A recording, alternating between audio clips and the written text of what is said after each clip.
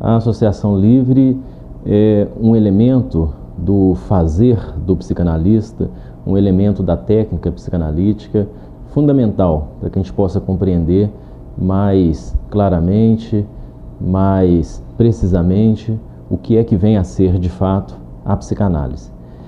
E para que nós possamos mapear bem, localizar bem o que é a associação livre, é importante dizer de início que a técnica psicanalítica ela não foi instaurada por Freud, não foi apresentada por Freud em um só momento ou de uma única vez.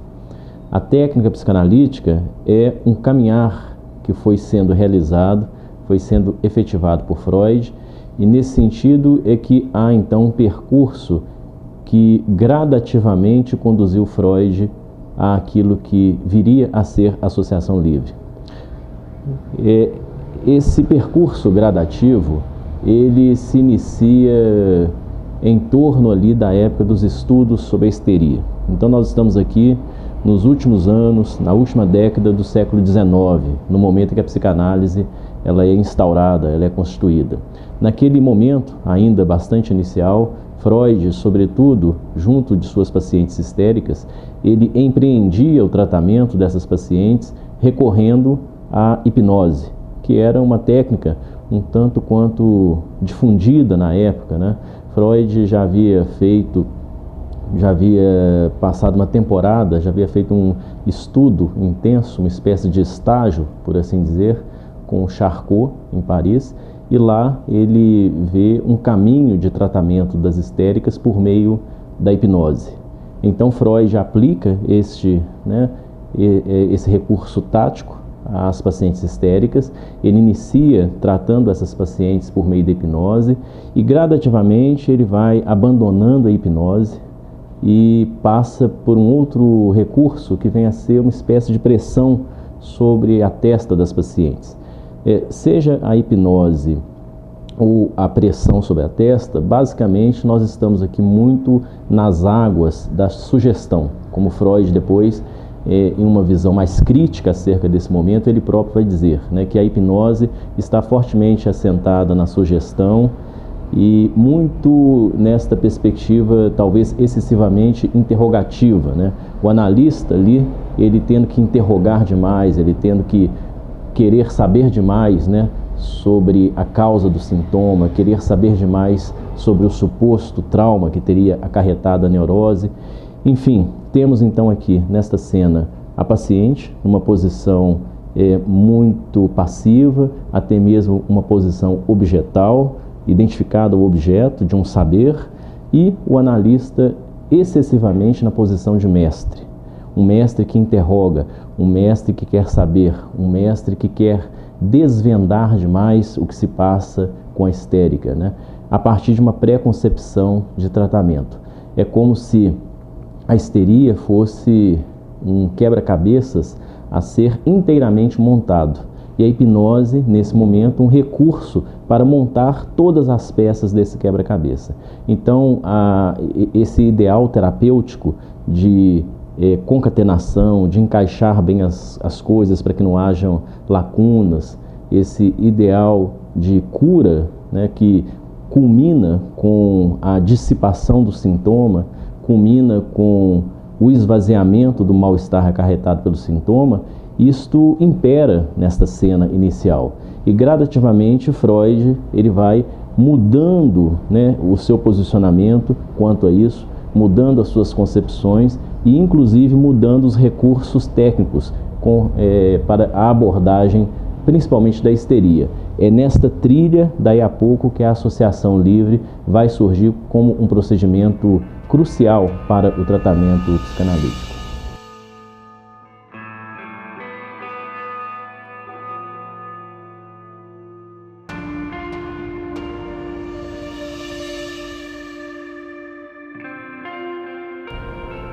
Como eu estava argumentando, então é gradativamente que Freud chega àquilo que virá a ser a associação livre, como o que ele inclusive vai nomear como a regra de ouro da psicanálise.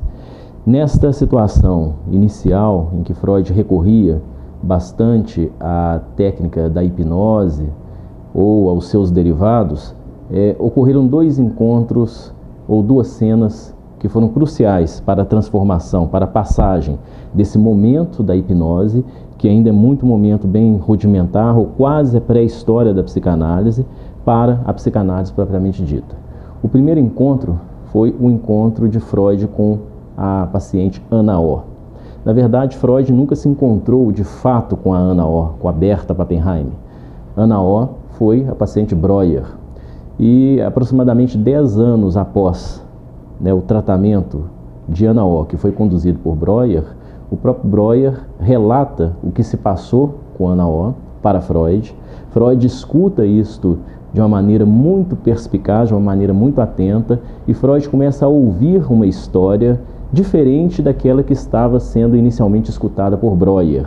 À medida que Breuer, um amigo de Freud, um médico mais velho, em Viena, à medida em que Breuer ia descrevendo a trajetória dessa paciente, que podemos dizer foi a paciente número 0, ali se inaugura o que virá a ser a psicanálise. Em meio à trajetória de Breuer com Anna O criou um termo para descrever o que se passava ali naquela cena clínica. O termo é talking cure, ou seja, cura à medida em que vai sendo dito algo. Cura por meio de uma palavra em andamento. Então esse talking é a palavra em andamento, a palavra em desdobramento. Anna O foi a histérica que, de maneira crucial, indicou que o mal-estar acarretado pelo sintoma, ele era sensível à palavra. Ou seja, a palavra ela transforma, a palavra ela desloca o mal-estar. Então, Anna O, por meio da Talking Cure, Anna O indicou claramente para Breuer, e Freud demarca isso com muita precisão. Anna O indicou que as palavras têm uma potência curativa. A palavra, o discurso, funciona como uma espécie de metabolismo do mal-estar. O segundo encontro fundamental foi exatamente o encontro de Freud com uma paciente que ele próprio estava conduzindo. Esse encontro está descrito em meio aos casos de um livro chamado Estudos sobre a Histeria. Essa paciente, Elizabeth, num dado momento, temos então ali Freud ainda um tanto quanto apegado à interrogação, ao querer saber demais, a isso que viria a ser uma espécie de furor curandes, que o próprio Freud depois, mais adiante, vai dizer que o analista tem que moderar, o analista tem que abrandar a sua ânsia em curar, a sua ânsia em querer saber demais, como se houvesse uma causa do sintoma, como se houvesse um trauma que explicasse os sintomas. Mas nesse primeiro momento temos Freud ali, se deparando com essa paciente, exercendo ainda esse papel, e num dado momento essa paciente diz para Freud: pare de me perguntar demais, pare de querer saber demais, fique numa outra posição, por assim dizer, e escute o que eu tenho a dizer, escute o que eu tenho a falar. Esse encontro se deu com esta paciente, mas a estrutura do encontro que é fundamental, que essa estrutura do encontro é que vai se dar a cada momento que nós recebemos um paciente. Então, nesse momento, essa histérica, ela indicou para Freud que ele deveria ocupar uma outra posição na cena clínica, que não a posição do detetive, daquele que interroga demais, daquele que quase segue um script de indagações, de perguntas, pondo a paciente para respondê-las. Essa paciente diz para Freud: escute o que eu tenho a dizer, me escute a partir de uma outra posição. Então temos esses dois grandes encontros. Anna O mostrando a potência terapêutica da palavra, e Elizabeth deslocando Freud, um tanto quanto ainda embaraçado com a posição do mestre, deslocando-o para uma outra posição. É nesse sentido que eu costumo afirmar que, se Freud, claramente, ele foi o pai, o inventor da psicanálise, isso é inegável, Freud, o constituidor, o construtor da psicanálise, quem produziu o lugar do analista foi essa histérica, no momento em que ela desloca Freud da posição de mestre para que ele venha a ocupar uma outra posição. Então temos aqui a histérica como produtora da posição do psicanalista.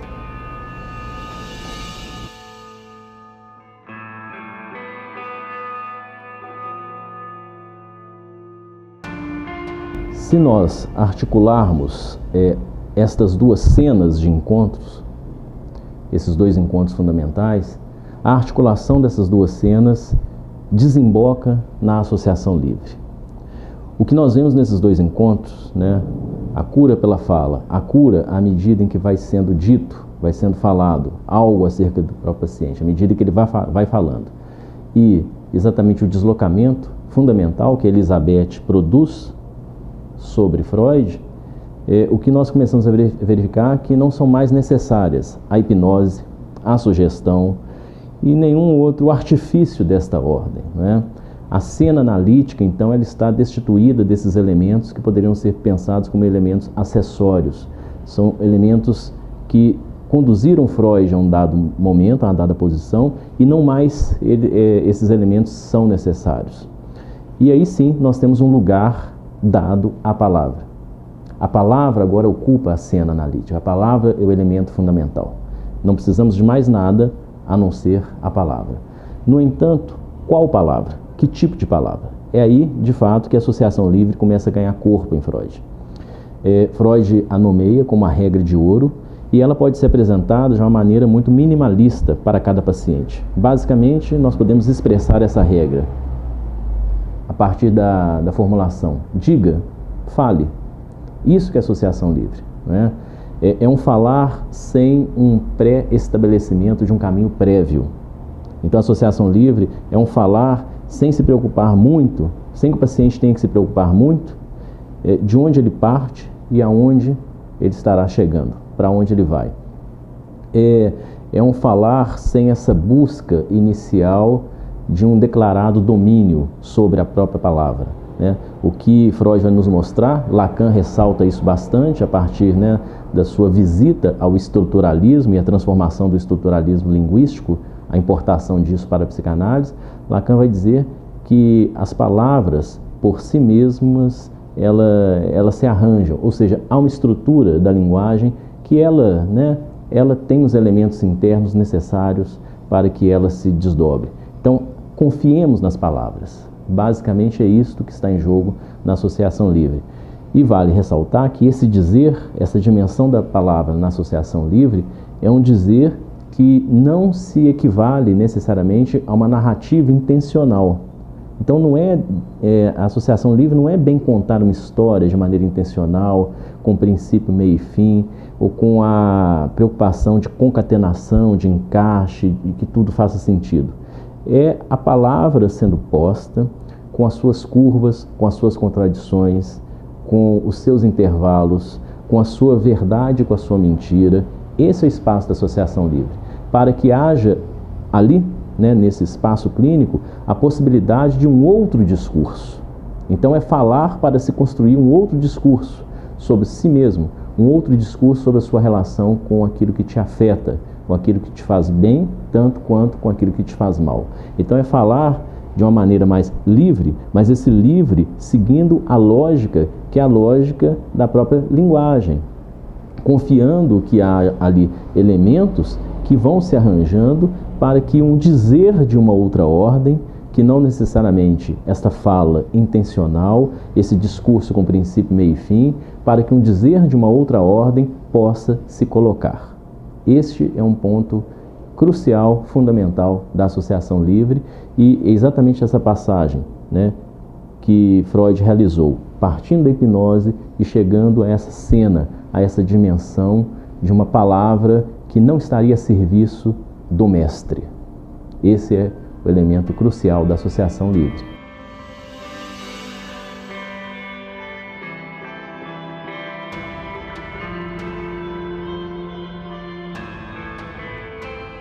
Então, o que isso tudo, né, quer dizer? Como podemos formular esse percurso que eu acabei aqui de descrever de uma maneira um pouco mais sintética?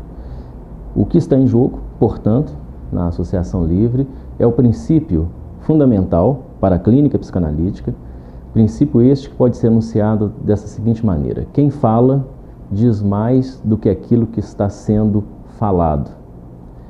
Quem fala diz mais do que aquilo que está sendo enunciado. Então temos aqui esse dizer a mais que surge a partir da associação livre, né? Um dizer que pode trazer surpresas, um dizer que pode trazer aquilo que usualmente eu mesmo não digo para mim, enquanto paciente, e esse dizer a mais, né, é um dizer que nós poderíamos nomeá-lo de barroco, tal qual, né, por exemplo, barroco, né? O barroco como aquilo que não se concentra na linha reta, o barroco como aquela expressão que não se concentra, não se reduz à luz, à luminosidade, mas muito pelo contrário, o barroco é feito de curvas, o barroco é feito de luz e sombra. Então essa palavra, né, é feito também, vale lembrar, o barroco é feito do grande e do pequeno, do grandioso e do mínimo, né? Então essa palavra que vai surgindo a partir, né, do momento que o paciente vai falando conosco, vai dirigindo seu discurso a nós, sem se preocupar tanto com que percurso ele está realizando, aonde que ele vai chegar, quem domina essa palavra, como que uma narrativa se encaixa na outra, como que uma história se encaixa na outra, mas esse paciente que vai falando, né, e à medida que ele vai falando, né, algo vai ganhando corpo e algo vai sendo contornado. Isso que é fundamental na associação livre. É o dizer, né, que contorna exatamente um vácuo, contorna o vazio. Por isso que quando eu me referi aqui ao início desse vídeo, o Freud no início, né, desse percurso estava muito ainda, ao que tudo indica, muito afeito à ideia terapêutica de que o percurso de tratamento deveria ser como uma montagem de um grande quebra-cabeça, né, em que as coisas fossem se concatenando, se encaixando, fossem sendo preenchidas. Algo desta ordem ocorre sim numa análise, à medida que o paciente vai falando, mas se a psicanálise, a prática analítica é um quebra-cabeças, nós devemos compreender que é um quebra-cabeças no qual sempre estará faltando alguma peça. Então é um quebra-cabeças que nunca vai ser inteiramente completado. Esta é uma situação importante com relação a nossa posição quanto à palavra, a nossa posição quanto à linguagem, e por isso que o dizer é sempre algo que contorna o que não é dito. Daí eu ter anunciado antes a palavra na dimensão barroca, né? É como se toda essa parafernália, todo esse construto de palavras, discursos, sessões, o muito dizer de uma análise, rodeasse sempre aquilo que não é dito, aquilo que não tem nome, mas que deve ser expresso, por assim dizer, a partir do bordejamento, a partir do contorno. Então, esta articulação entre palavra e esse percurso, né, essa poieses, esse fazer barrocos, é fundamental, né? A associação livre é exatamente o caminho que nos conduz a essa relação barroca, né, que cada sujeito tem em relação a si próprio, em relação àquilo que lhe falta. É isso aí.